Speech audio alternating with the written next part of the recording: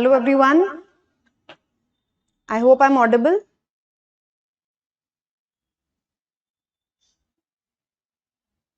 हाँ जी, students who all have joined, please tell me if I'm audible.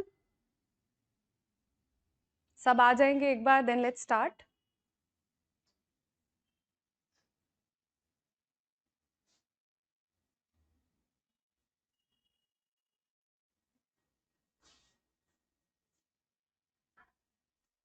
Hello, am I audible, students? Hello. Okay, okay. All right. ठीक है, और students आ जाएंगे, then let's start. So this is the very first session of the first lecture of our घर पे tuitions, our live online classes, which we'll be taking every day, 6 days a week, 4 to 5 PM. बिल्कुल एकदम आपके tuition timings के साथ में align करेगा. After this you'll be free. आपको पूरा टाइम इंगेज रहने की ज़रूरत नहीं है कि भाई पूरा आप शाम को ट्यूशन ही ट्यूशन कर रहे हो. We have 3 days a week में एक subject, that is mathematics, and for the other 3 days we have science. Alright, तो आपका सब कुछ कवर होता रहेगा विद गुड पेस, अच्छी खासी स्पीड के साथ में. 4 महीने में आपका पूरा कोर्स भी कंप्लीट हो जाएगा and you don't have to be engaged all of the time after school in tuitions. So यहाँ पे आपको बिल्कुल क्रिस्प एंड बढ़िया इन्फॉर्मेशन मिलेगी फॉर एवरीथिंग. एंड आपका जो पूरा सिलेबस है वो आपका फटाफट कंप्लीट हो जाएगा. एंड बिल्कुल बेसिक लेवल से हम पढ़ाई करेंगे, कोई बहुत ज़्यादा एडवांस लेवल पे एकदम से नहीं चले जाएंगे. ग्रेजुअली कॉन्सेप्ट्स को बिल्ड करेंगे and then we'll move forward. Alright, चलो जी, लेट्स ठीक है, अब आ ही गए हैं सब बच्चे, तो let's start with the class. Okay, तो अब स्टार्ट करते हैं. पूछते हैं सबसे पहले कि भाई अब 9th से अब 10th में आके कैसा लग रहा है. अभी तक सब एकदम बच्चे जैसा फील हो रहा था, अब एकदम से आपको बड़े बड़े फील कराने लग जाएंगे. सब जो भी आपसे मिलेगा आके पूछेगा कि अब 10th आ गई है बच्चों, कैसा फील हो रहा है. इस साल आपको बोर्ड एग्जाम देना है. बोर्ड का जो एक फोबिया जनरेट हो जाता है. एंड ऊपर से आज हम जो पहली क्लास ले रहे हैं वो मैथ्स की और है. सबसे ज्यादा ऐसा सब्जेक्ट जिससे हमें सबसे ज्यादा डर लगता है. ठीक है, एंड डोंट वरी, आज हम ऐसा आपको एकदम बढ़िया तरीके से समझा देंगे यहाँ पे कि आपको लगेगा ही नहीं कि हम मैथ्स पढ़ रहे हैं. बहुत ही सिंपल शब्दों में, बहुत ही सिंपल वर्ड्स में हम आगे बढ़ेंगे, चीज़ों को समझेंगे, कॉन्सेप्ट्स को समझेंगे, ताकि जो मैथ्स का डर है ना वो बिल्कुल एकदम पॉइंट टू पॉइंट आपके अंदर से निकल जाए. ठीक है, तो आज का जो हमारा पहला टॉपिक है that is first chapter real numbers. ठीक है, इसका थोड़ा बहुत इंट्रो जो है वो आपने 9th में भी पढ़ा है. ऑलमोस्ट जो भी आपके सारे चैप्टर्स हैं, जितने भी आपके अभी जो चैप्टर्स हैं, कुछ चैप्टर्स को छोड़ के और सबकी ही थोड़ी थोड़ी इंट्रोडक्शन आपको 9th में मिल चुकी है. जैसे आपकी रियल नंबर सिस्टम हो गया, पॉलिनोमियल्स हो गया, या फिर आपके ट्राइंगल्स हो गए, लाइंस एंड एंगल्स हो गए, इन सब के बारे में, सर्कल्स के बारे में, कोऑर्डिनेट ज्योमेट्री, इन सब के बारे में आप थोड़ा थोड़ा पढ़ चुके हो. आपको हल्का फुल्का आइडिया है. कुछ नए टॉपिक्स हैं जो आएंगे, कुछ नए टॉपिक्स हैं जो धीरे धीरे हम पढ़ेंगे. पूरा जो हमारा पूरा मैथमेटिक्स है उसको हमने 3 पोर्शंस में डिवाइड करा है, जिसके सब्जेक्ट मैटर एक्सपर्ट्स आपके उन टॉपिक्स को लेंगे, सो दैट आपको एक नई अप्रोच के साथ में, एक एक एक्सपर्ट ओपिनियन के साथ में आप उस टॉपिक को पढ़ पाओ. So how are we going to tackle the fear of mathematics here, कि अभी जो हमारे मन में अंदर पूरे जहन में जो डर बैठा है मैथमेटिक्स का, जो एक हल्की सी, जो हमें हर बार जब भी कोई मैथ्स का नाम ले देता है तो एकदम ऐसे एंग्जाइटी सी हो जाती है हमको, वो हम कैसे दूर करेंगे. तो ऐसे दूर करेंगे भाई कि हम मैथमेटिक्स जो है, हमारा जो मैथ सब्जेक्ट है, उसको एक गेम की तरीके से समझेंगे. अब आप गेम तो खेलते ही हो, चलो अब नहीं खेलते होगे, बट पहले तो खेलते आए होगे. ऑनलाइन गेम्स हो गए या आपने फील्ड पे कोई गेम्स खेलते हैं, तो गेम खेलने से पहले आपको कुछ सेट ऑफ रूल्स पता होने चाहिए. राइट, अगर रूल्स ही नहीं पता होंगे, आधी टीम को रूल पता है, आधी टीम को रूल नहीं पता है, तो गेम ही नहीं खेल पाओगे. राइट, फिर जिनको नहीं पता है, जिनको पता है वो बोलेंगे कि भाई ये तो चीटिंग कर रहे हैं. तो रूल्स पता होने बहुत जरूरी है. तो मैथमेटिक्स को जब हम गेम समझ रहे हैं तो उसके भी कुछ रूल्स होंगे. अब उसके रूल्स जो है वो कुछ है भाई, यहाँ पे लिस्टेड है. सबसे पहली चीज, सिलेबस से आपको एकदम वेल वर्स्ड होना है. सिलेबस आपको पूरा अच्छे से पता होना चाहिए कि कौन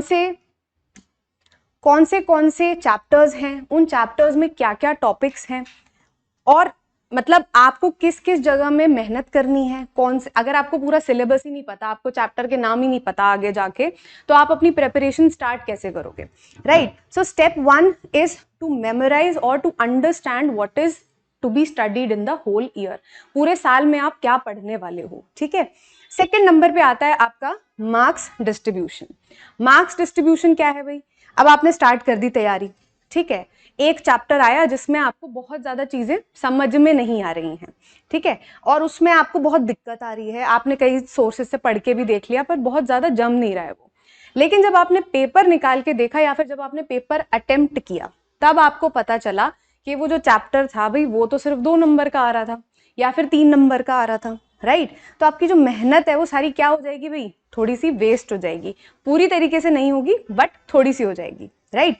तो इसीलिए आपको पता होना जरूरी है कि कौन सा चैप्टर आपका कितने मार्क्स का आता है आपके फाइनल बोर्ड एग्जाम में, ठीक है, क्योंकि आपके जो स्कूल के पेपर्स होते हैं वो भी उसी तरीके से एडजस्ट किए जाते हैं बोर्ड के पैटर्न के हिसाब से, राइट।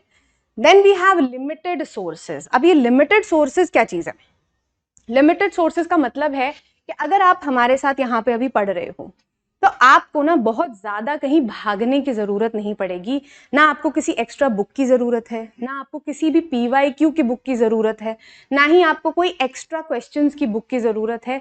आपको बस जो मटेरियल यहाँ पे दिया जा रहा है, जो आपके साथ में नोट्स शेयर करे जाएंगे, उनको रेफर करना है, उतने क्वेश्चंस की प्रैक्टिस करनी है, वीकली जो टेस्ट होने वाले हैं उन पे फोकस करना है, उसके बाद जो आपके मंथली टेस्ट होंगे उन पे फोकस करना है, बस। इसके अलावा आपको कहीं भी भटकने की जरूरत नहीं है। तो यहाँ पे आपको लिमिटेड सोर्सेज का मतलब है कि आपको बस पता होगा कि आप सुबह उठे, आपने स्कूल गए, आपने क्लास अटेंड करी, एंड उसके बाद आप जब रिवाइज करने बैठोगे तो you will know for sure कि हाँ भाई मुझे बस इतना ही पढ़ना है इस टॉपिक में से, इसके बाहर मेरे पेपर में कुछ भी नहीं आने वाला, right. Alright, next, concept clarity is greater than solving too many questions. I hope ये वाला जो हमारा सिंबल है या अभी जेनजी इंस्टाग्राम पे बड़ा फेमस है, बच्चों को पता ही होगा कि इट इज लाइक कि आप बता रहे हो कि इस वाले पार्ट की बहुत ज्यादा सुपीरियोरिटी है इस वाले पार्ट पे, तो इसीलिए हम यहाँ पे बता रहे हैं कि भाई कॉन्सेप्ट क्लैरिटी जो है वो एक सुपीरियर पोजीशन होल्ड करती है जब हम बात करते हैं किसकी, solving too many questions. Question solve करना अच्छी बात है, प्रैक्टिस करना बहुत अच्छी बात है, लेकिन अगर आपको कॉन्सेप्ट की क्लैरिटी नहीं है कि उस क्वेश्चन में पूछा क्या जा रहा है या फिर क्या कॉन्सेप्ट लग रहा है, तो बहुत एक साथ बहुत सारे क्वेश्चंस उस टॉपिक के करने का कोई फायदा नहीं है, ठीक है। Next, attend classes on a regular basis. बिल्कुल भाई आपको क्लासेस मिस नहीं करनी है, भले ही आपको भाई अगले दिन रिकॉर्डिंग प्रोवाइड हो जाएगी, लेकिन वो आपको तब करना है जब आप ऐसी कोई सिचुएशन आ गई जिसके मतलब आप अवॉइड कर ही नहीं सकते, आपको क्लास मिस करनी पड़ रही है। That should happen once in a while, ठीक है। आपको क्लास हमारी पूरी रेगुलरली अटेंड करनी है। उससे क्या होता है, आप डेली थोड़ा थोड़ा पढ़ते हो तो आपको बर्डन फील नहीं होता किसी भी टॉपिक का, राइट। रेगुलर होमवर्क भाई आपको प्रैक्टिस क्वेश्चंस दिए जाएंगे उसी टॉपिक से रिलेटेड जो आपने उस दिन पढ़ा है, आपको उसको होमवर्क में करना है, सॉल्व करना है, कोई डाउट आता है नेक्स्ट डे पूछना है। तभी क्या होगा, जब आप छोटे छोटे सेक्शंस में चीजों को पढ़ते हो, उसमें आपको कोई डाउट लगता है तो आप हमसे पूछोगे तो भाई हम आपको वहीं पे क्लियर कर देंगे। तो आपका जो टॉपिक है ना वो वहीं के वहीं कवर हो जाएगा रादर देन कंपाइल होना। यही अगर आप होमवर्क नहीं करोगे, आप रुकते रहोगे कि हाँ चलो बाद में देखेंगे बाद में देखेंगे बाद में देखेंगे, तो उतने अच्छे तरीके से आपके डाउट्स क्लियर नहीं हो पाएंगे, ठीक है। Then we have the read, revise and write approach. अब रीड, रिवाइज, राइट क्या चीज है? रीड मतलब जो अभी हम यहाँ पढ़ रहे हैं, कोई भी ऐसी चीज जो आप पहली बार पढ़ रहे हो, रीड कर रहे हो, वो चीज है हमारी क्लास। कि आपने एक नया कॉन्सेप्ट पढ़ा, हमने पढ़ाया, आपने पढ़ा, आपको समझ में आ गया, थोड़ा बहुत नहीं आया कोई बात नहीं, उसके बाद आपने बाद में क्या किया, उस टॉपिक को बैठ के रिवाइज किया। अगले दिन जैसे हमारी क्लास होगी तो हम एक छोटा सा 1-1.5 मिनट लगाएंगे कि भाई हमने पिछले क्लास में क्या पढ़ा है, राइट। तो हम रिवाइज करेंगे बैठ के, and then you have the most important thing that is write. कई बार क्या होता है, हम होता ही है, हर कोई एकदम से सारी चीजें नहीं पढ़ लेता है ना। एग्जाम से पहले कुछ ना कुछ ऐसा रह जाता है जो हम नहीं पढ़ पाते हैं। तो आपको क्या करना है, ये इस चीज का ध्यान रखना है कि जैसे आपने एक बार में कोई चीज पढ़ी और आपने बोला कि हाँ हाँ यहाँ ये हो जाएगा ये हो जाएगा ये हो जाएगा, आपने मेंटली तो उस चीज को समझ लिया, लेकिन जब पेपर में लिखने की बारी आई तब आप हो गए बिल्कुल ब्लैंक। क्यों? क्योंकि आपकी जो दिमाग है ना वो रीड नहीं कर पाया, क्योंकि आपने लिख के प्रैक्टिस नहीं करी, आपको इसलिए वो कॉन्सेप्ट अच्छे से याद नहीं आया। इसीलिए हर चीज़ का लिख के सोल्यूशन निकालना, लिख के प्रैक्टिस करना बहुत ज़रूरी है।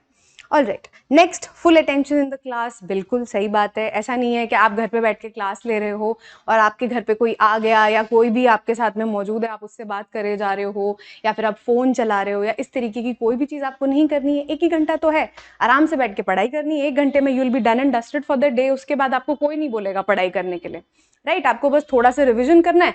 1 घंटे की क्लास को रिवाइज करने में कितनी देर लगेगी? 15-20 मिनट, आधा घंटा। बस ज़्यादा टफ टॉपिक है तो 1 और घंटे, बस उसके बाद आप खत्म हो जाएगा उस दिन का काम आपका। लास्ट इज 1 नोटबुक पर सब्जेक्ट। वैसे तो we are providing you with notes, but it is always better to have a single notebook for each subject. उससे क्या होगा, आप अपनी प्रोग्रेस और अपने प्रैक्टिस क्वेश्चंस जो आप कर रहे हो, आप क्या गलती कर रहे हो, वो आपको देन एंड देयर पता लग जाएगी। आपको बहुत ज़्यादा इधर उधर भटकना नहीं पड़ेगा कि हाँ मैंने उस टाइम पे एक क्वेश्चन किया था, नहीं किया था, या मुझे क्या प्रॉब्लम आई थी, मैंने कितने क्वेश्चंस एक टॉपिक से सॉल्व किए, हमने क्लास में क्या किया। इनकेस आपके नोट्स में कुछ दिक्कत है, आपको नहीं समझ में आ रही है, तो आपने कुछ लिखा हो लाइव लेक्चर में, तो उस चीज़ को आप रेफर कर सकते हो। ऐसा नहीं कि डेली 1-2 शीट उठाई और आपने काम करना स्टार्ट कर दिया, फिर वो शीट्स कहीं कहीं पड़ी हुई हैं। तो आपने क्या करना है, एक अच्छी नोटबुक मेंटेन करनी है और इन क्लासेस को फॉलो करना है। Alright, moving on. अब आते हैं भाई सिलेबस पे। जो हमने अभी सबसे पहला जो पॉइंट था हमारा सिलेबस का, सिलेबस का जो पॉइंट था हमारा, वो हमने देखा कि भाई सिलेबस पता होना कितना ज़रूरी है। अब सबसे पहले आ गया आपका number system, real numbers, polynomials, linear equation in 2 variables, quadratic equation, arithmetic progression, triangles, coordinate geometry, trigonometry. हाँ, एक ये जो टॉपिक है आपका ट्रिग्नोमेट्री, ये इससे बच्चे काफ़ी डरते हैं, या फिर अभी नहीं डर लग रहा होगा बिकॉज आपको अभी पता नहीं है इतना ज़्यादा इसके बारे में। ये टॉपिक थोड़ा सा बच्चों के लिए ट्विस्टेड हो जाता है। इससे ऊपर वाले जितने भी आपके टॉपिक्स हैं, इनके बारे में आप थोड़ा थोड़ा जानते हो, बिल्कुल आपको पता है कि आपने क्या क्या पढ़ा है। इसमें सबसे इंपॉर्टेंट आप पढ़ते हैं रियल नंबर्स के बारे में। इन्हीं पे जितनी भी चीज़ें आती हैं वो हम इस लेक्चर में डिस्कस करेंगे। Then you have polynomials. Polynomials क्या होते हैं? जैसे आपके पास एक वेरिएबल है, ठीक है, एक्स, उसकी वैल्यू अननोन है, लेकिन उसकी जो इक्वेशन फॉर्म हो रही है वो उसी सिंगल वेरिएबल में फॉर्म हो रही है, बस उस वेरिएबल की डिग्रीज डिफर कर रही हैं। जैसे एक्स हो गया, एक्स स्क्वायर हो गया, एक्स क्यूब हो गया, इनको आप कहते हो पॉलिनोमियल्स। इन्हीं के ऊपर आपका पूरा चैप्टर बेस्ड है। जब चैप्टर पढ़ेंगे तब डिटेल में समझ लेंगे। उसके बाद आता है आपका लीनियर इक्वेशंस इन 2 वेरिएबल्स। अब लीनियर इक्वेशन मतलब एक ऐसी इक्वेशन जिसकी डिग्री क्या होती है, 1 होती है। मतलब आपका जो वेरिएबल होगा वो सिर्फ x या y की फॉर्म में होगा, एक्स स्क्वायर वाई स्क्वायर ये चीज नहीं आएगी वहां पे। अब 2 वेरिएबल्स हैं तो 2 इक्वेशंस भी होंगी। तो आपके पास 2 अननोन वेरिएबल्स में 2 इक्वेशंस बनती हैं यहाँ पे प्रॉब्लम्स में, and then you get to solve them. उसकी अलग अलग मेथड्स हैं आपके पास। Next you have quadratic equation. Quadratic equation नाम से पता चल रहा है, क्वाड्रेटिक मतलब आपकी सेकंड डिग्री की जो आपकी पॉलिनोमियल्स होते हैं उनके बारे में हम यहाँ पे पढ़ेंगे। Then you have arithmetic progressions. Arithmetic progression एक तरीके का सीक्वेंस होता है जिसमें आपके पास एक स्पेसिफिक वैल्यू होती है, उसमें एक नंबर आप ऐड करते जाते हो तो आपको एक सीक्वेंस मिल जाता है। इसी में जितने भी तरीके के क्वेश्चंस बनते हैं, sum of n terms, first n terms, उनके बारे में हम पढ़ते हैं। अच्छा जी, ट्राइंगल्स आप जानते हो 3 साइडेड फिगर होता है, एक पॉलीगन होता है, इसके एंगल्स हो गए, इसमें आपकी एसएएस या फिर आपकी कॉन्ग्रुएंसी के बारे में आप ऑलरेडी पढ़ चुके हो। यहाँ पे प्राइमरीली हम सिमिलैरिटी पे फोकस करेंगे, ठीक है। कोऑर्डिनेट ज्योमेट्री भी भाई आपको हल्का फुल्का पता है कि आप कोऑर्डिनेट सिस्टम के बारे में पढ़ते हो। अगर आपकी कोई लाइन एक्स एक्सिस के पैरेलल है तो वो कौन से पॉइंट पे टच करेगी एक्सिस को, या फिर आपका पॉइंट है जो एक्सिस पे है वो आपका कितने दूर है ओरिजिन से, ये सब चीजें आप यहाँ पे देख चुके हो। इसमें इस क्लास में 10th में आप क्या पढ़ोगे, 10th में आप देखोगे कि अगर आपके पास ऐसे 2 पॉइंट्स हैं जो कि एक्सिस पे लाई नहीं कर रहे, उन दोनों के बीच में क्या डिस्टेंस है, और आपके पास एक और कोई पॉइंट है जो उस लाइन को किसी रेशियो में डिवाइड कर रहा है, उसके ऊपर आप इसमें पढ़ाई करोगे। देन यू हैव ट्रिग्नोमेट्री जो कि आपका जनरेट होता है एक राइट एंगल ट्राइंगल से। राइट एंगल ट्राइंगल में आपके पास ट्रिग्नोमेट्रिक रेशियोज होते हैं, देन आइडेंटिटीज होती हैं। आगे बढ़ते हैं तो some applications of trigonometry which is nothing but heights and distances, आपके प्रैक्टिकल एप्लीकेशन ऑफ ट्रिग्नोमेट्री।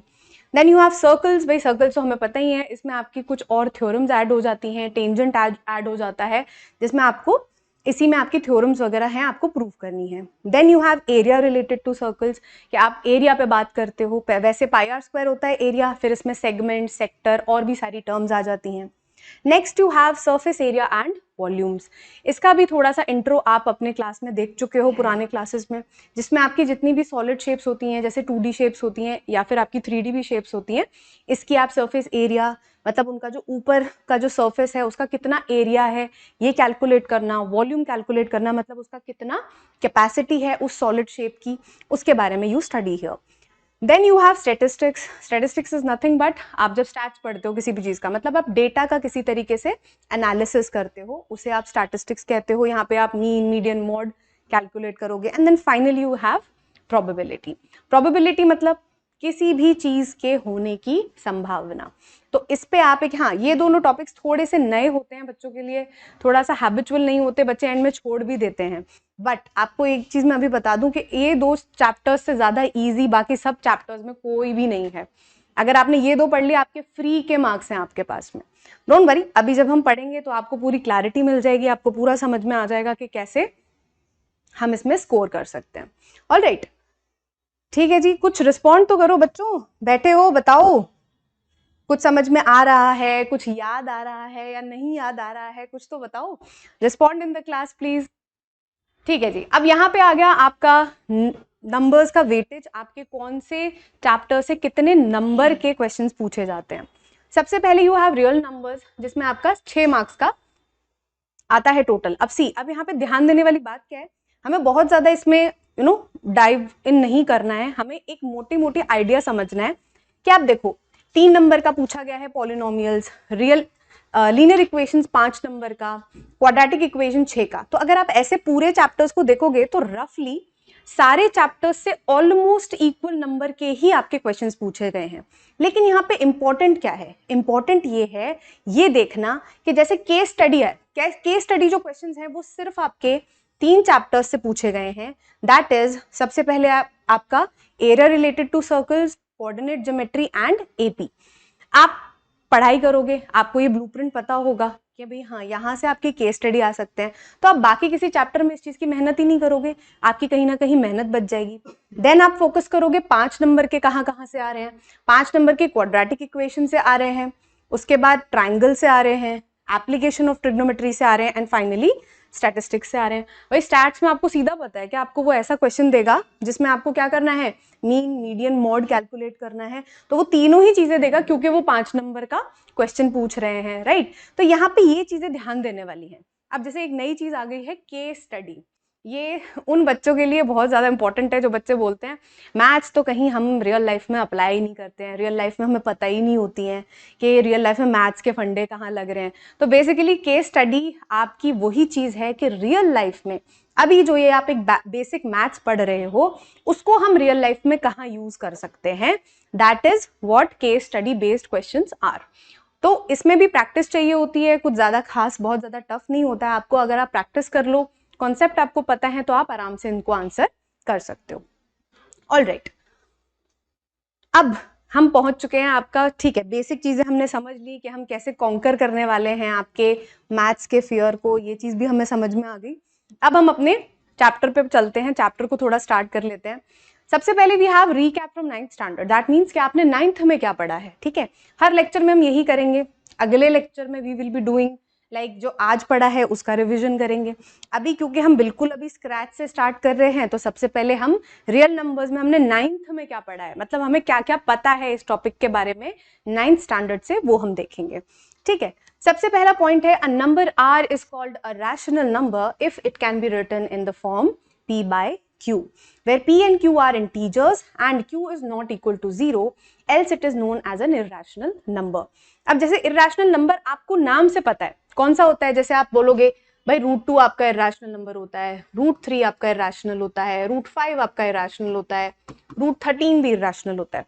ये चीज आपको पता है कि हाँ ये नंबर्स irrational हैं, लेकिन आपको प्रूफ कैसे करना है irrational नंबर है कि ये जो आपका √2 है इसका प्रूफ कैसे पता चलेगा, वो आपका आता है कहाँ पे, जब आप ये वाला चैप्टर पढ़ोगे, रियल नंबर्स वाला चैप्टर। इसका जो सेकंड सेक्शन है उसमें आप पूरा इरेशनल नंबर्स पे ही बात करते हो, ठीक है।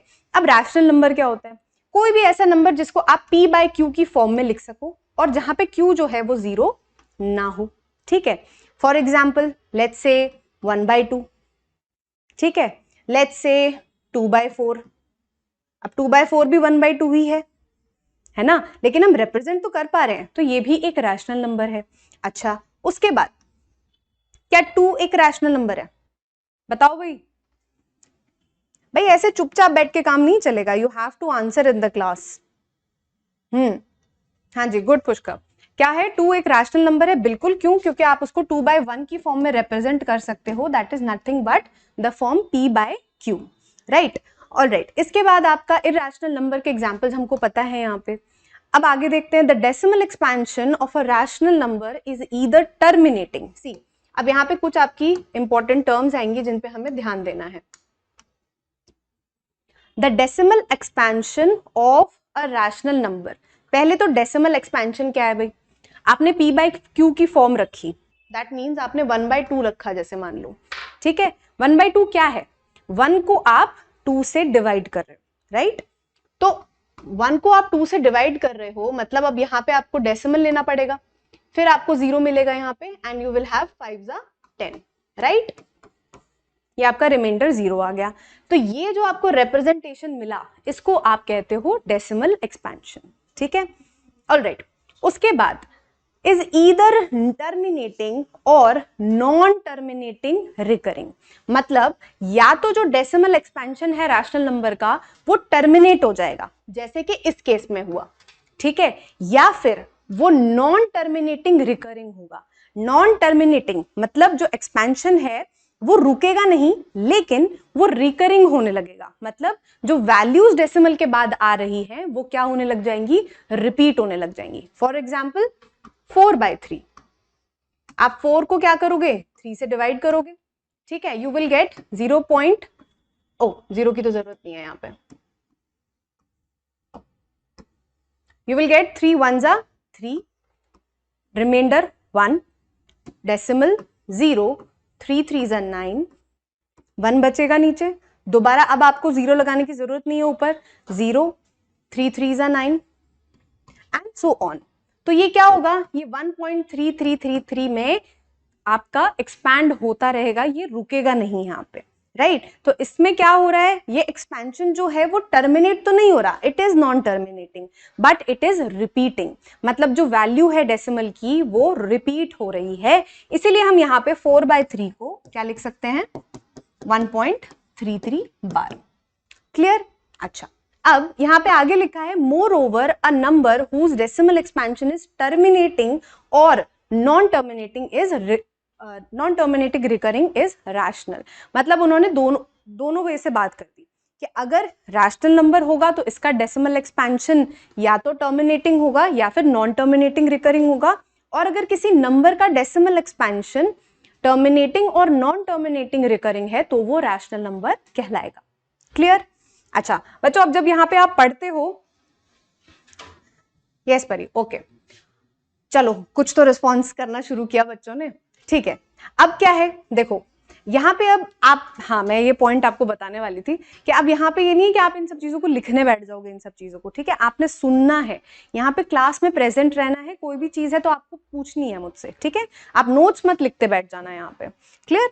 Next, the decimal expansion of an irrational number is non terminating, ठीक है जी, वो तो यहाँ पे भी हो रहा था non terminating but non recurring. यहाँ पे ये जो टर्म है, this is the most important term, कि भाई इसका जो एक्सपेंशन होता है वो नॉन टर्मिनेटिंग होगा, मतलब जब हम डिवाइड करेंगे न्यूमरेटर को डिनोमिनेटर से तो एक्सपेंशन जो है वो चलता रहेगा लेकिन रिपीट भी नहीं होगा। इस केस में ये नंबर क्या कहलाता है? Irrational. Clear? Moreover, a number whose decimal expansion is non-terminating, non-recurring is rational. मतलब वाइस वर्सा, अगर किसी नंबर का expansion non terminating non recurring है तो वो आपका इरैशनल नंबर बन जाता है। फॉर एग्जाम्पल 22/7, जिसको आप पॉपुलरली जानते हो किस नाम से? पाई से। इसको हम यूज करने की, मतलब अपनी फैसिलिटी के लिए हम 3.14 यूज करते हैं, बट अगर आप इसका एक्चुअल डिवीजन करोगे तो ये आएगा 7 3s 21, 1 बचेगा, 7 1 जा 7, 3 7 यहाँ पे हो गया, 7 4 जा 28, 2 दोबारा से 0, 7 2 जा 14 एंड सो ऑन। यहाँ पे ये वैल्यूज जो हैं वो कभी भी रिपीट नहीं होंगी, कभी भी ऐसी कोई ना, तो ये जो एक्सपेंशन है ये कभी रुकेगा, ना ही ये वैल्यूज कभी रिपीट होंगी। इसीलिए हम कह सकते हैं कि जो पाई होता है 22/7 जो नंबर होता है वो आपका इरैशनल होता है। Got it? समझ में आया इरैशनल और रैशनल के बीच का मेजर डिफरेंस? ठीक है जी, आगे बढ़ते हैं। अब यहाँ पे क्या है, अब हमने इरैशनल और रैशनल जान लिया, भाई कैसे हमें रिवाइज हो गया कि कैसे हमें डिफरेंशिएट करना है कि रैशनल क्या होता है और इरैशनल क्या होता है। अब यहाँ पे कुछ आपके अरिथमेटिक ऑपरेशंस लगाए हैं, that means plus minus multiplication division लगाया हुआ है, किसके ऊपर? रैशनल और इरैशनल के ऊपर। If r is a rational number and s is irrational, then r plus s and r minus s are irrational. ठीक है जी, r की वैल्यू हम ले लेते हैं यहाँ पे लेट्स से 2, ठीक है, एंड s की वैल्यू हम ले लेते हैं सबसे बढ़िया हमें जो पसंद है irrational नंबर, दैट इज √2। ठीक है, अब हम इन दोनों को ऐड करेंगे, 2 प्लस √2। अब ये जो है वो आप आगे सीखोगे कि ये आपको प्रूव कैसे करना है, लेकिन अभी हमें पता है क्योंकि ये बता रहे हैं भाई यहाँ पे कि आपका जब इरैशनल नंबर और रैशनल नंबर को आप ऐड करते हो तो वो दोबारा से एक इरैशनल नंबर ही बन जाता है, या फिर आप एक इरैशनल और रैशनल के बीच में सब्ट्रैक्शन का साइन लगाओगे तो भी वो क्या हो जाता है, नंबर इरैशनल ही बनता है at the end of the day. And after that you have r into s, and r divided by s are irrational numbers where r is not equal to 0. अब r is not equal to 0 का significance क्या है भाई? हम कह रहे हैं कि r into s जो है वो क्या है, irrational है, लेकिन r को अगर हमने 0 ले लिया तो r into s क्या हो जाएगा, 0 हो जाएगा। Anything multiplied by 0 is 0। 0 क्या है हमारा, रैशनल नंबर है, तो यहाँ पे ये हमारा फंडा जो है वो फेल हो जाएगा। इसीलिए हमें ध्यान देना है कि भाई r जो है वो 0 नहीं होना चाहिए, बाकी हर नंबर के लिए r इंटू एस, जहां पे s एक इरैशनल नंबर है, वो इरैशनल ही रहेगा। क्लियर? ऑल राइट, आगे बढ़ते हैं। टू रैशनलाइज द डिनोमिनेटर, सी अब रैशनलाइज क्या होता है? रैशनलाइज होता है जब हमें ना कोई चीज जैसे बढ़िया से अच्छी नहीं लग रही देखने में, तो हम उसको थोड़ा सा उसका फॉर्म चेंज कर देते हैं, उसकी वैल्यू में कुछ नहीं हो रहा है चेंज, ठीक है, बस वो उनको दिखने में अच्छी नहीं लग रही है और उसको हम अप्लाई नहीं कर पा रहे हैं, अच्छे से यूज नहीं कर पा रहे हैं, तो हम रैशनलाइजेशन कर देते हैं। कैसे करते हैं? एक इरैशनल नंबर है किस फॉर्म का, लेट्स से √3 + 1, यही फॉर्म है 1/√a + b, जहां पे a की वैल्यू कितनी है 3, तो √a इज √3 + 1। तो आपको रैशनलाइज करना कैसे है, आपको मल्टीप्लाई करना है यहाँ पे b के साइन चेंज करके न्यूमरेटर में और डिनोमिनेटर में। ठीक है, यहाँ पे आप क्या करोगे, मल्टीप्लाई करोगे भाई, ऊपर क्या आएगा √3 - 1 एंड नीचे क्या आएगा √3 - 1। ठीक है, अब यहाँ पे क्या होगा, अब तो और कॉम्प्लिकेटेड लगने लग गया, मैम ये क्या बता रहे हो? बिल्कुल कॉम्प्लिकेटेड नहीं है। एक प्रॉपर्टी अगर आपको जैसे 1 × √3 - 1 तो √3 - 1 ही आ जाएगा। ठीक है, आई होप यहां तक तो सबको क्लियर ही होगा। लेकिन √3 + 1 और √3 - 1 इनको देख के एक ऐसी प्रॉपर्टी याद आ रही है जो कि होती है आपकी कि a² - b² के फॉर्म का अगर कोई नंबर है तो उसको आप a + b और a - b के मल्टीप्लीकेशन के तौर पे रिप्रेजेंट कर सकते हो। क्लियर? तो यहाँ पे क्या हो रहा है, a की वैल्यू कितनी है √3 और b की वैल्यू कितनी है 1, तो आप सीधा क्या लगाओगे यहाँ पे a² मतलब √3 का स्क्वायर माइनस b का स्क्वायर जो कि है 1 का स्क्वायर, ये हो जाएगा आपका √3 - 1। √3 का स्क्वायर कितना हो गया 3, 1 का स्क्वायर कितना हो गया 1, 3 - 1 कितना आ जाएगा आपका 2 आ जाएगा। ठीक है, तो आपकी इवेंचुअली वैल्यू कितनी हो गई √3 - 1 डिवाइडेड बाय 2। Got it? तो यहां से आपको क्या हुआ, एक अच्छा रिप्रेजेंटेशन मिल गया, आपको आगे यूज करने में थोड़ी सी हेल्प हो गई। बड़े बड़े दिमागदार बच्चे बैठे हैं शायद अपनी क्लास में, किसी का कोई डाउट नहीं है, सबको सब कुछ आता है। ठीक है, तो क्या हो रहा है, आपको एक रिप्रेजेंटेशन मिल गया इरैशनल नंबर का जो आपका इजी टू यूज है।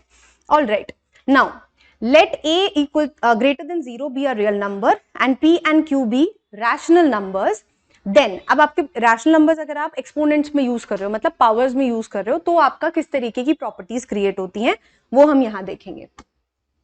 सी, ए आपका क्या है, एक रियल नंबर है, पी और क्यू आपके रैशनल नंबर्स हैं। तो आपको क्या करना है, देखो a to the power p dot, dot का मतलब क्या है यहाँ पे, मल्टीप्लीकेशन, ठीक है, equals to a to the power p plus Q.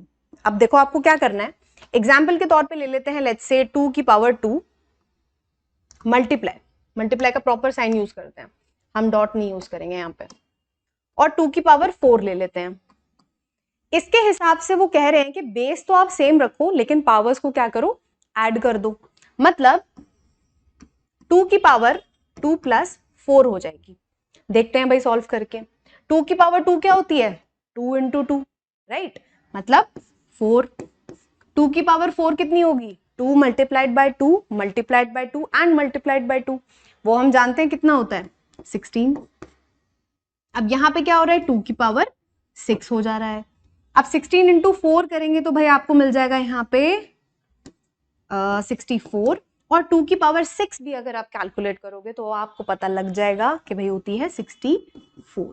तो मतलब ये जो आपको स्टेटमेंट गिवन है ये बिल्कुल सही है, जब आपके पास एक नंबर है जिसकी अलग अलग पावर्स हैं और उन दोनों नंबर्स को आप क्या कर रहे हो, मल्टीप्लाई कर रहे हो, तो आप बेस को सेम रख के दोनों पावर्स को क्या कर सकते हो, ऐड कर सकते हो, राइट। नेक्स्ट आप you have to a to the power p to the power q, मतलब ब्रैकेट के बाहर होल पावर में आपका क्यू है, उसका भी एग्जाम्पल ले लो। देखो सेम एग्जाम्पल लेंगे ताकि आपको और अच्छे से क्लियर हो जाए। अब यहाँ पे ए की वैल्यू कितनी है, 2 है, पी की वैल्यू कितनी है, 2 है, और क्यू की वैल्यू कितनी हो गई, 4 हो गई। अब स्टेटमेंट के हिसाब से वो कह रहे हैं कि आप क्या करो, बेस को तो एज इट इज रखो और पी और क्यू को मल्टीप्लाई कर दो, मतलब 2 इंटू 4 कर दो, राइट। तो यहाँ पे देखो क्या होगा, पहले ब्रैकेट सॉल्व करेंगे भाई बॉड मास के अकॉर्डिंग, राइट। सबसे पहले आप क्या करते हो, ब्रैकेट सॉल्व करते हो, मतलब 2 to the power 2 will be 4 and 4 to the power 4, यहाँ पे आ गया आपका 2 to the power 6। 2 to the power 6 अभी हम करके आए थे, कितना था, 64। अब 4 टू द पावर 4 देखते हैं भाई कैसे होगा, 4 इंटू 4 इंटू, नहीं एक सेकंड रुको, अच्छा हमने एक गड़बड़ कर दी यहाँ पे, वेट, ये वैल्यूज आपके लिए थोड़ी बड़ी हो जाएंगी, छोटी ले लेते हैं, रुको, लेट्स टेक 3 ईयर एंड यहाँ पे हो जाएगा आपका 3 2 जा 6, बिल्कुल। तो ये हो गया भाई 2 की पावर 6 अभी हम करके आए थे, दैट इज 64। अब यहाँ पे क्या हो गया, 4 की power 3, that will be 4 into 4 equals to 64। 4 4 जा 16 इंटू 4, जो कि आपका किसके बराबर है, 64 के, ठीक है। तो आपका ये वाला जो स्टेटमेंट है वो भी सही है, और अप्लाई कैसे करना है वो भी हमने देख लिया, ठीक है, समझ आ रहा है सबको, all right. Next, a to the power p upon a to the power q। अब क्या हो रहा था, जब हम मल्टीप्लाई कर रहे थे तो पावर्स ऐड हो रही थी, लेकिन जब हम डिवाइड कर रहे हैं a to the power p को a to the power q से, तो आपकी जो पावर्स होंगी वो क्या हो जाएंगी, सब्ट्रैक्ट हो जाएंगी। इसका भी एग्जांपल ले लेते हैं, देखो 2 to the power 4 upon 2 to the power 2, that is 2 to the power 4 minus 2। अब देखते हैं इसको कैसे करेंगे, 2 टू द पावर 4 कितना होता है, 2 टू द 16 होता है, and 2 to the power 2 is 4, ये आ गया आपका 4, और यहाँ पे क्या बचेगा, 2 to the power 2, that is nothing but 4, ये भी आपका स्टेटमेंट करेक्ट हो गया, right. And finally we have, अगर आपके पास दो अलग अलग नंबर्स हैं जिनका बेस क्या है, एक्सपोनेंट क्या है, सेम है, मतलब p और p सेम है, तो आप क्या कर सकते हो, a और b को मल्टीप्लाई करो और उनकी जो पावर है उसको सेम लिख दो। तो यहाँ पे एग्जाम्पल ले लेते हैं हम, जैसे मान लो 2 to the power 2 multiplied by 3 to the power 2, और यहाँ पे आपको क्या करना है, दोनों को मल्टीप्लाई करना है, मतलब 2 इंटू 3 टू द पावर 2 कर देना है। ये कितना हो जाएगा, 4, ये हो जाएगा 9, ये कितना हो जाएगा, 6 की पावर 2, 9 4 जा 36 एंड 6 6 जा 36। तो भाई यहाँ पे जितने भी हमारे ये टोटल स्टेटमेंट्स दिए हुए थे कि अगर आपके पावर में रैशनल नंबर्स हैं तो आप कैसे उनको इवैल्यूएट, मतलब आप अपनी कैलकुलेशन थोड़ी और इजी कैसे कर सकते हो, राइट? ऑल राइट, हाँ जी, yes ma'am, I understand, very good.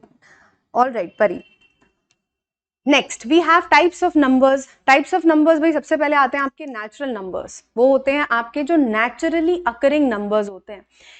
इसमें आपकी एक बहुत अच्छी एग्जांपल ले सकते हैं हम कि आप जीरो को नेचुरल नंबर में क्यों इंक्लूड नहीं करते, क्योंकि जीरो को आप नेचुरली कभी देख नहीं सकते। आप ये नहीं बोलोगे कि यहाँ पे जीरो इंसान खड़ा है या फिर आज क्लास में जीरो बच्चे हैं, गेटिंग? आप ऐसे नहीं बात करते, आप बोलोगे आज बच्चे नहीं है। जीरो जो नंबर है वो आप क्वांटिफाई करके आप कभी इस तरीके से बात नहीं करते, राइट? आप हमेशा बोलोगे एक बच्चा, दो बच्चे, तीन बच्चे, चार बच्चे, राइट? तो आपका जो नेचुरल नंबर्स होते हैं वो नेचुरली अकरिंग होते हैं आपके आसपास में, इसीलिए इनको नेचुरल नंबर्स बोला जाता है। और आप इनको क्या कह सकते हो? काउंटिंग नंबर्स कह सकते हो। एंड आपके नंबर स्टार्ट होते हैं 1 2 3 4 5 एंड सो ऑन। अब आ जाते हैं भाई होल नंबर्स। अब जीरो को भी कोई जगह तो देनी थी ना, तो हमने एक और नई कैटेगरी बनाई, दैट इज होल नंबर्स, जहां पे हमने natural numbers, that means counting numbers के साथ में किसे इंक्लूड किया? जीरो को। ठीक है, तो 0 1 2 3 4 5 जब हम पूरे सबको एक साथ बात करते हैं, that is when we call them whole numbers. All right, next is integers. Integers by definition क्या है?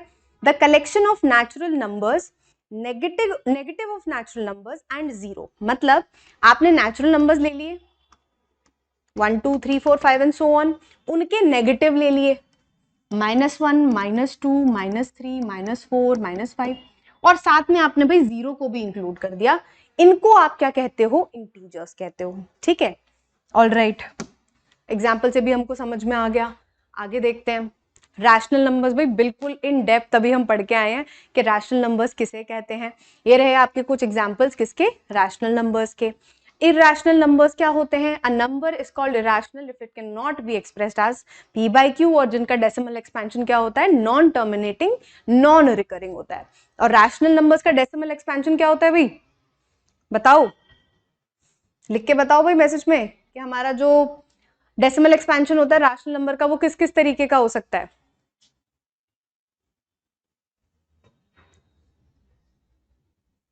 आई एम वेटिंग।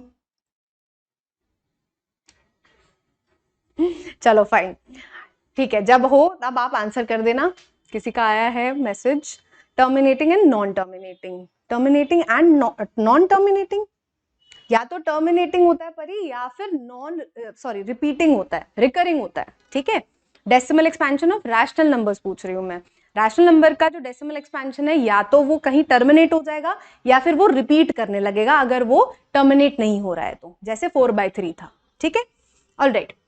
फिर आता है भाई आपका finally real numbers. Real numbers क्या होता है? All rational and irrational numbers together make the collection of real numbers. It is denoted by the letter R. मतलब आप सारे दुनिया भर के आपके रैशनल नंबर्स ले लो और सारे दुनिया भर के आप इरेशनल नंबर्स ले लो, इन दोनों को जब हम मिला देते हैं तब आपके क्या बनते हैं? रियल नंबर्स बनते हैं। अच्छा, अब हमने इतने सारे टाइप ऑफ नंबर्स समझ लिए, पर कौन सा नंबर दूसरे के बराबर है? क्या होल नंबर एक रैशनल नंबर होता है? क्या एक natural number whole rational number होता है?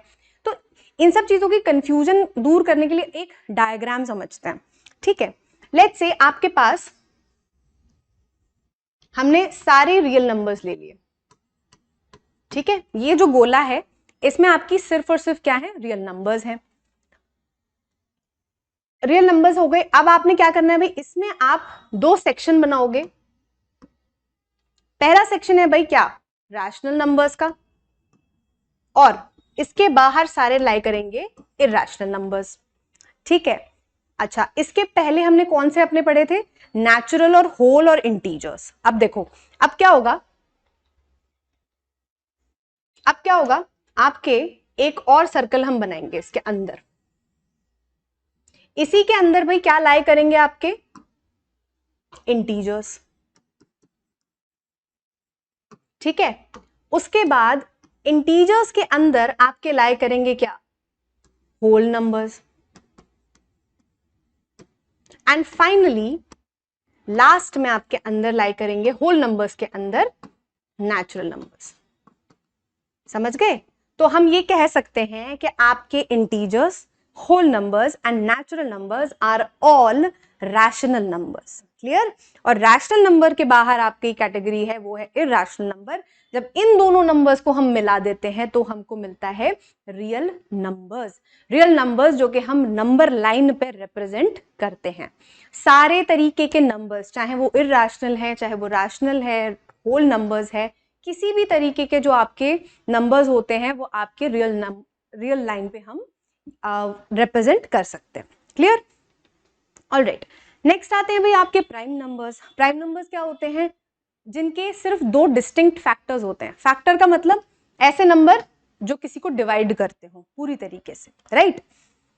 One and the number itself are the only two factors of such numbers. For example 5.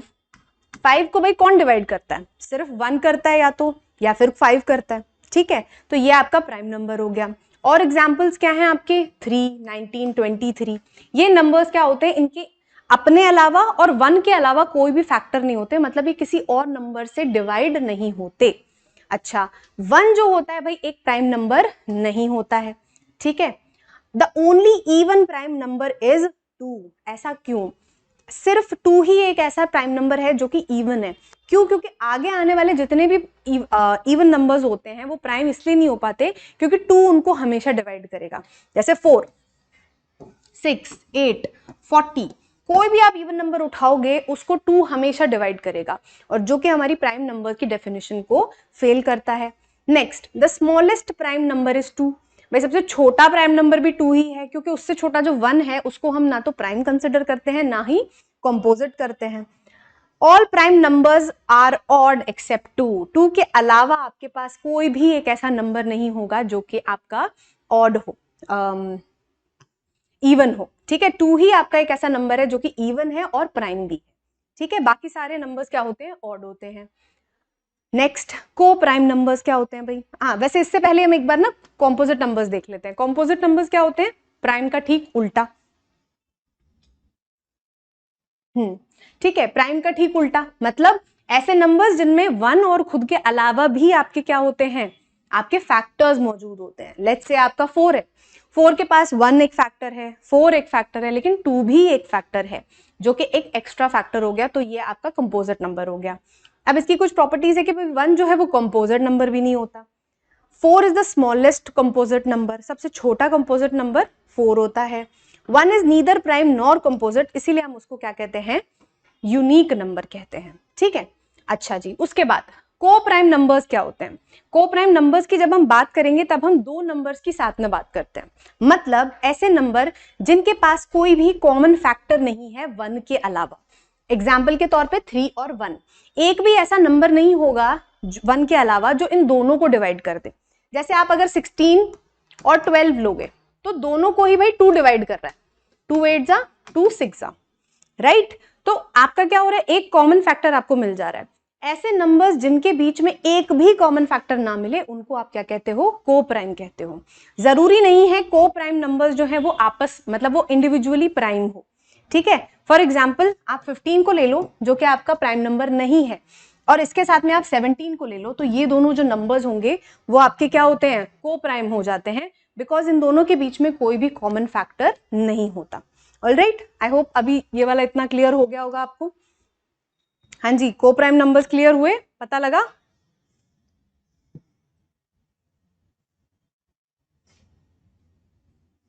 Alright, आगे बढ़ते हैं. अब आके आपका आगे जो टॉपिक है that is prime factorisation. Prime factorisation आपने पहले भी पढ़ा है, आपको पता है हल्का फुल्का, बट यहाँ पे आपको और थोड़ा डेप्थ में पता लग जाएगा और थोड़ा याद आ जाएगा कि एग्जैक्टली क्या होता है. Prime factorization is defined as a way of finding the prime factors of a number such that the original number is evenly divisible by these factors. मतलब आपको जैसे 120 यहाँ पे दिया हुआ है, आपको क्या करना है? इसको तोड़ना है. किसमें? इसके फैक्टर्स में, मतलब ऐसे नंबर्स में तोड़ना है जो इसको डिवाइड करते हो. लेकिन शर्त क्या है भाई? 120 को तो 60 भी डिवाइड करता है ना, 60 भी 120 को डिवाइड करता है, 62 जा, राइट? 10 भी करता है, 10 12 जा, है ना, 12 भी कर रहा है, 12 10 जा. तो प्राइम फैक्टराइजेशन का क्या काम है? काम ये है कि आपको फैक्टर्स तोड़ने तो हैं, लेकिन फैक्टर्स आपके कैसे होने चाहिए, प्राइम फैक्टर्स होने चाहिए, तब आपको प्राइम फैक्टराइजेशन मिलता है। ठीक है, अब इसका प्रोसेस क्या है, आपको सबसे पहले जो भी आपका नंबर है उसको लिख लेना है। ठीक है, और उसको क्या करना है, सबसे छोटे प्राइम से डिवाइड करना है जिससे ये डिवाइड हो रहा हो। मेरे दिमाग में फिलहाल भाई आता है 2, 2 60 दोबारा से क्या करना है, सबसे छोटे प्राइम से डिवाइड करना है। आप 3 से भी डिवाइड कर सकते हो, लेकिन अभी हमको सबसे छोटा प्राइम चाहिए, दैट इज 2। ये हो जाएगा 2 30 अगेन 2 से करेंगे तो 15। अब देखो, अब 2 से डिवाइड नहीं हो रहा है 15, अब मैं किस पे जाऊंगी, अगले प्राइम नंबर पे, दैट इज 3। 3 5 15 एंड 5 1 जब तक यहाँ पे 1 नहीं मिल जाता आप ये प्रोसेस क्या करोगे, कंटिन्यू करोगे, राइट। तो इसका प्राइम फैक्टराइजेशन जब आप लिखोगे तो 120 जो है भाई किसके बराबर हो जाएगा, 2 इंटू 2 इंटू 2 इंटू 3 इंटू 5। और इसको हम ऐसे भी लिख सकते हैं कि भाई 2 कितनी बार आ रहा है, 3 बार आ रहा है, तो 2 की power 3 into 3 into 5 is the prime factorization of 120. Clear, all right. अब इसका दूसरा वाला पार्ट देखते हैं, दैट इज 13। क्या करना है आपको, सबसे छोटा ऐसा नंबर सोचना है जिससे 13 डिवाइड होता हो 1 के अलावा, किसी से भी नहीं होता, क्यों भाई, क्योंकि 13 एक प्राइम नंबर खुद है।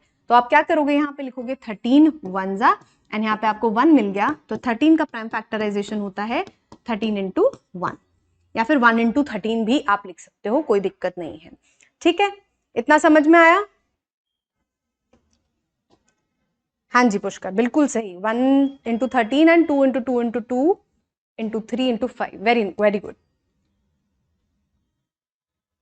ऑल राइट, नेक्स्ट है आपका एग्जाम्पल पे 156।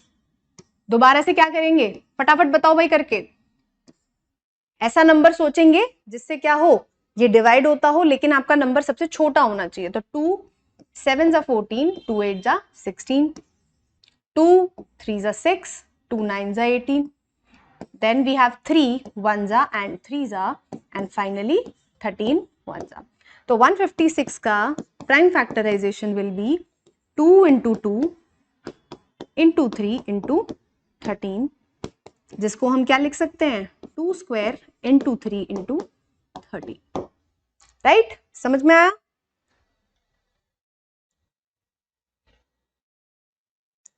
थ्री थ्री थ्री कैसे आ गया,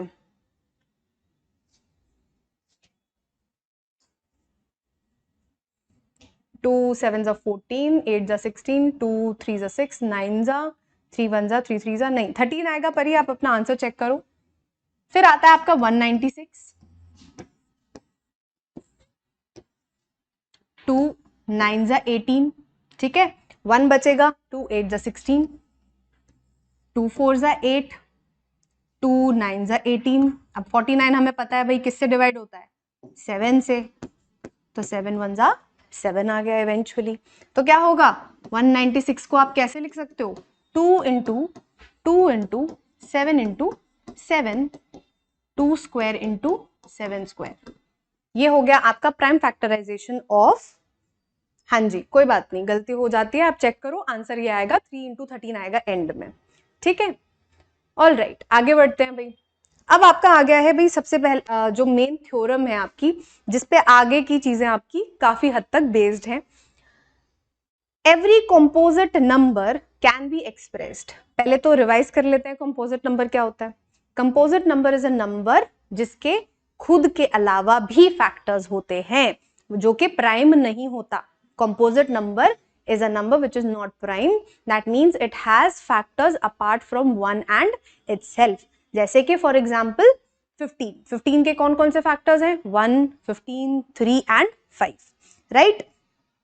ठीक है, थ्योरम क्या कह रही है कि हर कंपोजिट नंबर जो है वो एक्सप्रेस किया जा सकता है as a product of primes and this factorisation is unique apart from the order in which the prime factors occur. मतलब आप हर कंपोजिट नंबर, चाहे आप दुनिया का कोई भी कंपोजिट नंबर ले लो, आप उसको क्या कर सकते हो, प्राइम फैक्टर्स के मल्टीप्लीकेशन के तौर पर रिप्रेजेंट कर सकते हो। एंड ये जो फैक्टराइजेशन होता है वो हमेशा यूनिक होता है। मतलब उसके जैसा एक और प्राइम फैक्टर फैक्टराइजेशन या फिर प्राइम फैक्टर्स जो सेट है वो एग्जिस्ट नहीं करेगा, वो यूनिक होगा हर कंपोजिट नंबर के लिए अलग अलग, ठीक है। Apart from the order in which the prime factors occur. अब इस लाइन का क्या मतलब है, इसको थोड़ा इलैबोरेट करके हम समझेंगे, किससे, एग्जाम्पल से। दोबारा से क्या करते हैं भाई, 210 का प्राइम फैक्टराइजेशन करते हैं, बताओ फटाफट भाई करके। 2 10s एंड 5s, फिर आपका ये 2 से तो नहीं जाएगा, 3 से चला जाएगा, 3 3s 9 and 3 5s 15 and this is 5 7s 35, ठीक है। अब देखो 2 1 10 को हम मतलब कैसे लिख सकते हैं 2 1 10 बोल रही हूं मैं, 210 क्या लिख सकते हैं, 2 into 3 into 5 into 7। क्या मैं इसको ऐसे भी लिख सकती हूं, क्या मैं इसको ऐसे भी लिख सकती हूं, ऐसे बहुत सारे इसके तरीके हैं, लेकिन जो ये मल्टीप्लिकेशन है भाई ये तो घूम फिर के ये मुझे 210 ही देगा ना, ये कोई और नंबर तो नहीं दे देगा मुझे, है ना, ठीक है। ये जो नंबर है भाई ये आपका 210 ही आएगा हमेशा। इसका मतलब ये जो लास्ट लाइन थी कि apart from the order in which the prime factors occur, अब मैं इस ऑर्डर को लिख लूं, चाहे मैं इस ऑर्डर को लिख लूं, चाहे मैं इस ऑर्डर को लिख लूं, इट डज नॉट मैटर, क्योंकि ये जो प्राइम फैक्टर्स हैं ये यूनिक हैं, इनका ऑर्डर कोई मतलब नहीं रखता। इसका रीजन ये है कि भाई जो आपका मल्टीप्लीकेशन होता है वो आपका कम्यूटेटिव होता है। कम्यूटेटिव का मतलब क्या है कि आप 3 into 7 कर लो या फिर 7 into 3 कर लो, दोनों का आंसर कितना आता है, 21 आता है, समझ गए। तो मल्टीप्लीकेशन में order of numbers does not matter, समझ गए। तो ये है भाई आपकी फंडामेंटल थ्योरम ऑफ अरिथमेटिक, जिसमें क्या है कि हर कंपोजिट नंबर को आप क्या कर सकते हो, एक यूनिक रिप्रेजेंटेशन दे सकते हो, किसके टर्म्स में, प्राइम फैक्टर्स के टर्म्स में। क्लियर, ऑल राइट, समझ में आया भाई।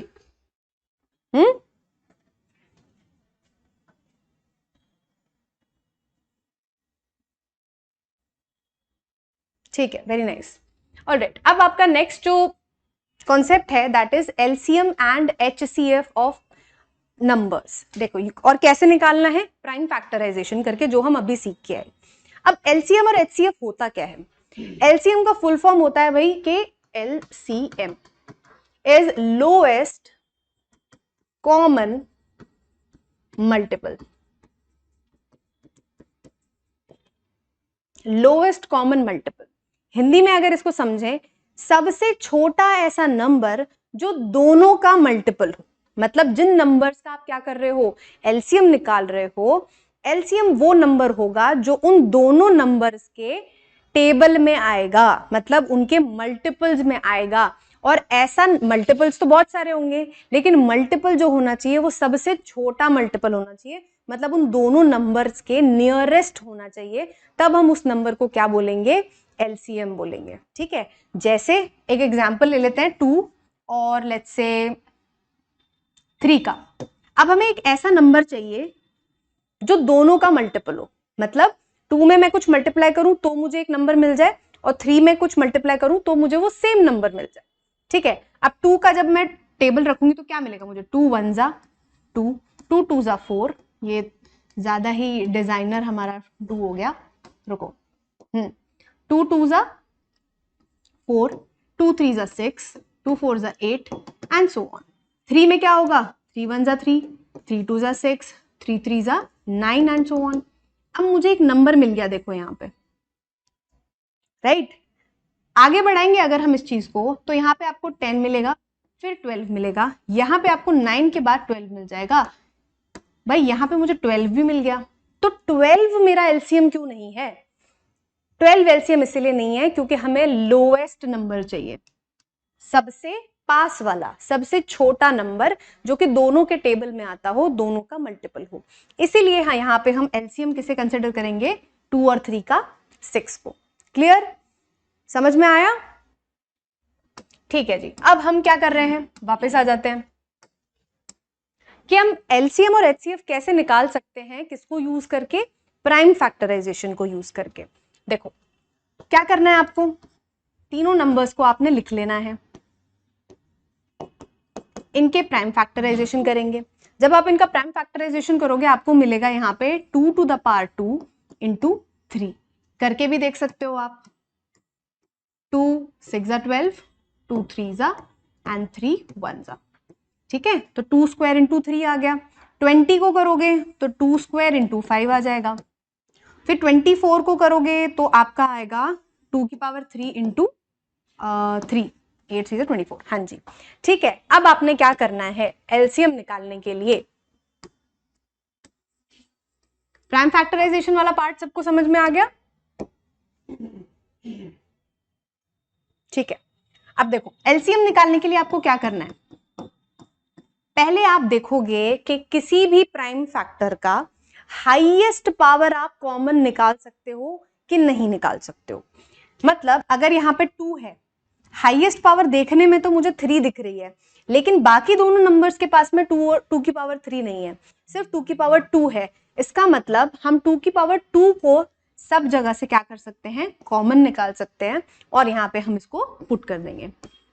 अब देखो 3 2 में कॉमन है, लेकिन 3 3 में कॉमन नहीं है, समझ गए? तो हम तीनों में कॉमन नहीं है, इसीलिए 3 को नहीं निकाल सकते। अब आप क्या करोगे, 5 भी नहीं है सब में कॉमन। अब जो नंबर्स आपके बचे, जैसे ये हो गया 3, ठीक है, फिर यहाँ पे आपका 5 बचा। अब ध्यान दो, यहाँ पे एक 2 बचेगा क्योंकि हमने 2 स्क्वायर कॉमन लिया था, राइट? तो यहाँ पे एक 2 बचा एंड फिर अगेन 3 बचा। तो ये आपका जो है एलसीएम हो जाएगा, दिस इज 4 इंटू 3 3 9 इंटू ये हो गया 10, 9 4 36 इंटू 10 विल बी 360। तो 360 ऐसा नंबर है जो इन तीनों नंबर्स के टेबल में आएगा, और 360 इज द क्लोजेस्ट नंबर, मतलब सबसे छोटा नंबर ये होगा। समझ गए? ये होता है भाई आपका एलसीएम। अब देख लेते हैं फटाफट से एचसीएफ क्या होता है। एचसीएफ का फुल फॉर्म होता है हाईएस्ट कॉमन फैक्टर। अब देखो, पहले हम बात कर रहे थे मल्टीपल की, अब हम बात कर रहे हैं फैक्टर। मतलब हमें सबसे बड़ा ऐसा नंबर चाहिए जो कि उन दोनों या तीनों नंबर्स को साथ में डिवाइड करता हो। ठीक है, फॉर एग्जाम्पल ले लेते हैं भाई, जैसे मान लो 12 और 12 एंड 6 ले लेते हैं, ठीक है, या फिर 4 ले लेते हैं। ठीक, अब इसको भाई दोनों को 2 भी डिवाइड कर रहा है ना, दोनों को 4 भी डिवाइड कर रहा है, सब कोई डिवाइड कर रहे हैं, और कोई नंबर है नहीं, और कोई नंबर नहीं डिवाइड कर रहा। तो 2 4 और 1 ये 3 नंबर्स हैं जो इनको डिवाइड कर रहे हैं। तो आप क्या करोगे, ऐसा नंबर चूज करोगे जो दोनों को क्या कर रहा हो, डिवाइड कर रहा हो, और फैक्टर्स में से सबसे बड़ा हो। अब आप 12 क्यों नहीं कंसिडर कर सकते, क्योंकि 12 दोनों को डिवाइड नहीं कर रहा, 12 कभी 4 को डिवाइड नहीं करेगा, राइट? तो you won't consider 12 here, you will only consider 4, which is the highest common factor between 12 and 4. Got it? HCF 4, good. ठीक है, इसको प्राइम फैक्टराइजेशन से कैसे करना है, कौन कौन से नंबर्स हैं हमारे पास, 12 20 एंड 24। सी 12 20 एंड 24, ये आपका रिलेटिवली एलसीएम से इजी होता है क्योंकि आपको कैलकुलेशन थोड़ी कम करनी पड़ती है। ये देखो 2 square into 3, 2 square into 5 and 2 cube into 3, right? अब आपको क्या करना है, आपको बस ये देखना है कि किस प्राइम की हाईएस्ट पावर आप कॉमन ले सकते हो, सीधा वही आपका एचसीएफ होगा।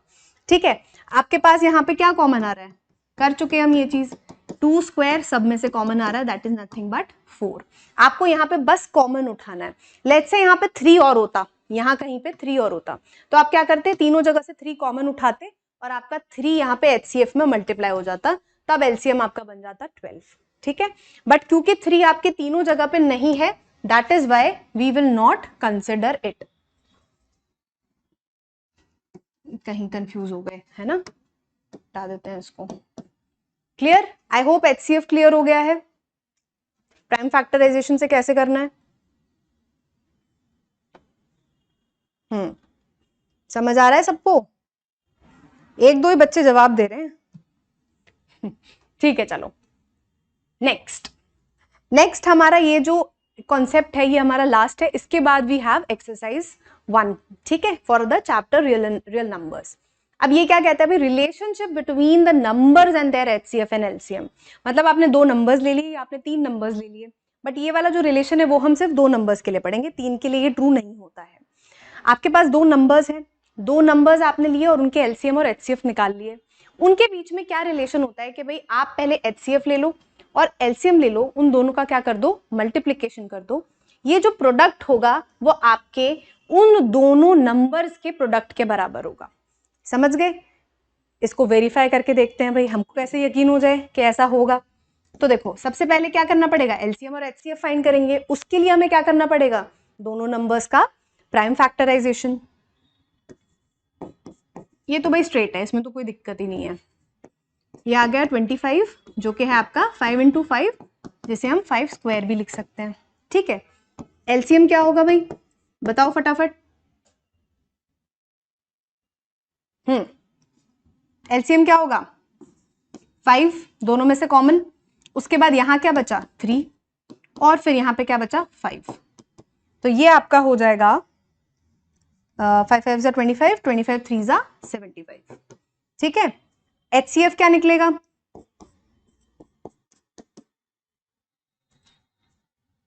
एचसीएफ क्या निकलेगा भाई, कॉमन, दैट इज 5। अब देखो ये रिलेशनशिप क्या कहती है कि एलसीएम इंटू एचसीएफ बराबर होता है किसके, प्रोडक्ट ऑफ 2 नंबर्स के, ठीक है। एलसीएम हमें कितना मिला है 75, एचसीएफ हमें कितना मिला है 5, और नंबर्स क्या हैं 15 एंड 25। बताओ भाई दोनों को मल्टीप्लाई करके दोनों जगह क्या आएगा, एलएचएस एंड आरएचएस में 5 5 25, 7 5 35 एंड 375। अब इसको कर लेते हैं, 5 5 25, यहाँ पे कितना आएगा 5 5 25, 5 1 5 7, और यहाँ पे आ गया आपका 30 जो कि है आपका 375। हेंस वेरीफाइड कि भाई आपका जो ये रिलेशनशिप गिवन है कि आप 2 नंबर्स का एलसीएम निकालो, एचसीएफ निकालो, दोनों का प्रोडक्ट लो, वो किसके बराबर होगा, दोनों ओरिजिनल नंबर्स के प्रोडक्ट के बराबर होगा। समझ गए? ऑल राइट, ठीक है। और एक आपके पास होमवर्क है, वैसे अब हम क्लास आपको पता लग ही गया होगा अगली स्लाइड देख के कि क्लास हम वाइंड अप करने वाले हैं। हाँ जी 5, हाँ एचसीएफ 5 है, बिल्कुल बिल्कुल अभी देखा मैंने, ठीक है। एलसीएम 75 है, गुड। अब यहाँ पे आपको एक चीज करनी है, आपको पिछले एग्जाम्पल में जो हमने लिया था दैट इज 12 20 एंड 24, आप इसको देखो यूज मतलब एक बार अप्लाई करके कि ये जो रिलेशन है वो इनके लिए वेरीफाई होता है कि नहीं होता है, 3 नंबर्स के लिए, कि LCM into HCF equals to the product of these 3 numbers, ठीक है। वेरीफाई करना और नेक्स्ट क्लास में बताना है कि भाई ये ट्रू होता है कि नहीं होता है, ठीक है। ऑल राइट, तो आज जो बच्चे नए हैं जिन्होंने अभी हमारा किसी भी तरीके से देखा नहीं है कि ये कोर्स किस बारे में है, सीधा अभी उन्होंने ज्वाइन किया है, उनके लिए मैं बता दूं कि दिस इज ऑनलाइन क्लासेस जो आपकी चलेंगी 6 days a वीक, जो कि आपका जो हम टैगलाइन है इस घर पे ट्यूशंस। आप आराम से बैठ के अपने घर में कंफर्टेबली आप क्लासेस ले सकते हैं, आप डाउट्स पूछ सकते हो, आप टीचर्स से डायरेक्टली आप वो कर सकते हो, बात कर सकते हो, पूछ सकते हो अपने सारे डाउट्स। एंड ये कब चलेंगी, 6 days a वीक चलेंगी, 4 to 5 PM every day, 6 days a week. And सबसे बढ़िया बात है कि it is just ₹1000 for both your subjects, that is maths and science. और अगर आप पूरा कोर्स, ये जो पूरा कोर्स है वो कितने दिन में कंप्लीट हो जाएगा, 4 months में कंप्लीट हो जाएगा। अगर आप 4 months में लेते हो तो इसमें एक लिमिटेड टाइम ऑफर चल रहा है, दैट इज 2500, दैट मीन्स 2500 में आप ये पूरा कोर्स परचेज कर सकते हो। एंड उसके बाद दीज आर सम पर्क्स जो कि आपकी इस आपके हमारे जो घर पे ट्यूशंस जो लाइव क्लासेस चलेंगी, इसके पर्क्स हैं कुछ, मतलब आपके फायदे हैं कि आप अपने टाइम पे आराम से देख सकते हो। बहुत ज़्यादा हम इस पर डिस्कशन अभी नहीं करेंगे। आपके सब्जेक्ट मैटर एक्सपर्ट्स हैं, फिजिक्स के लिए अलग, बायो के लिए अलग, एंड केमिस्ट्री, मैथ्स में भी सेक्शंस हैं, छोटे छोटे सेक्शन सारे हमने 3 डिवाइड करे हैं, उसके सब्जेक्ट मैटर एक्सपर्ट्स आएंगे आपकी क्लासेस लेने के लिए। एंड कल आपका, जैसे आज हमने मैथ्स की क्लास ली है, वैसे ही कल आपका बायो का लेक्चर है, तो आप उसको ज़रूर अटेंड करना. It will be very helpful for you. Alright, so with this we come to an end of today's lecture. कुछ समझ में ना आया हो तो आप अभी पूछ सकते हो मुझसे, कोई डाउट है, कोई क्वेरी है तो आप प्लीज मैसेज करके पूछ लो, otherwise we can wind up. I am waiting. किसी की क्वेरी है तो please ask.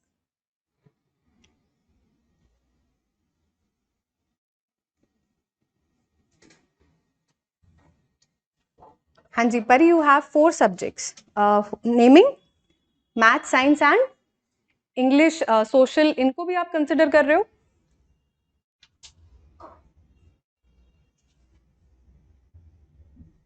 No ma'am. Then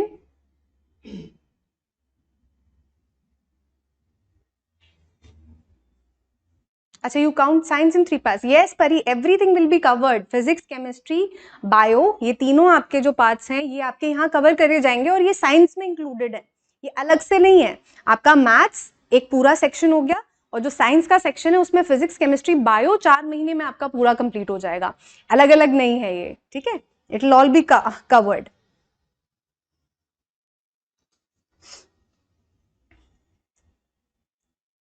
all right, okay, fine. मिलते हैं नेक्स्ट लेक्चर में बच्चों. Thank you.